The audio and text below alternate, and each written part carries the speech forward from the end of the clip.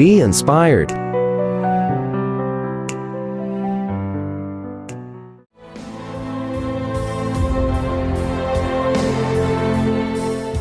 When I started Microsoft, I didn't think of it as all that risky. I mean, I was so excited about what we were doing. It's true I could have gone bankrupt, but I had a set of skills that were highly employable, and in fact my parents were still willing to let me go back to Harvard and finish my education if I wanted to.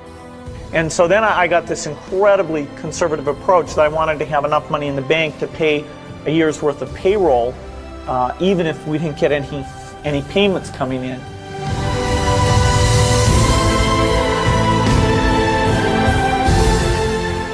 One of my biggest memories of Harvard came in January 1975 when I made a call from Courier House to a company in Albuquerque, New Mexico that had begun making the world's first personal computer. I offered to sell them software. I worried they would realize I was just a student in a dorm and hang up on me. Instead, they said, "We're not quite ready. Come see us in a month," which was a good thing because we hadn't written the software yet.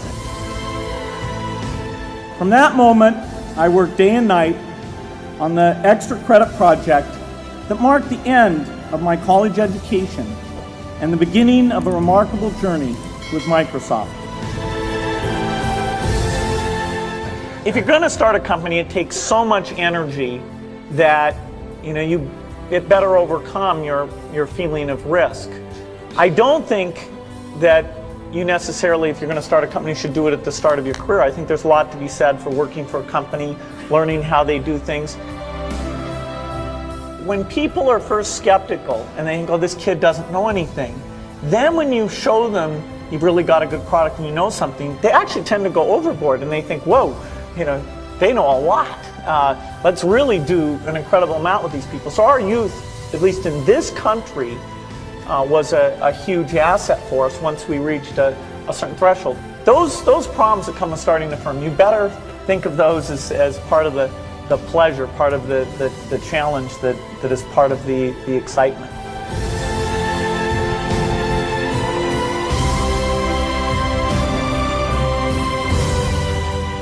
You can't just keep doing the same old thing you were doing before. You have to take your skills and attack the new frontiers. In the business of technology, you have to think about what are you missing? What is the research or customer feedback that you should be paying more attention to? And how do you keep that pace of innovation very, very high? How do you make sure you're hiring the very best people? And that kind of focus has helped drive us forward through all the milestones the company has had. You've got to enjoy what you do every day. And for me, that's working with very smart people. It's working on new problems. Every time we think, hey, we've had a little bit of success, we're pretty careful not to dwell on it too much because the bar gets raised. People's expectations of the products, we've always got customer feedback telling us the machines are too complicated, they're not natural enough. About 25% of the time that I'm out traveling around meeting with customers, Europe, Asia, and that sort of helps me think, okay, do we have the right priorities? What are people responding well to, and what would they like to see us do better?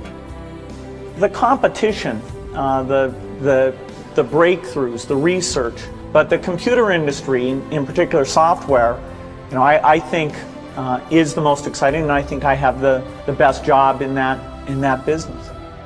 You all have a chance to innovate. As you're thinking about your innovation, of course, you should go after any market that you think is interested in it. But a little bit, if you can also think, okay, does this innovation apply to those most in need? What are you going to do to make it cheap enough, simple enough?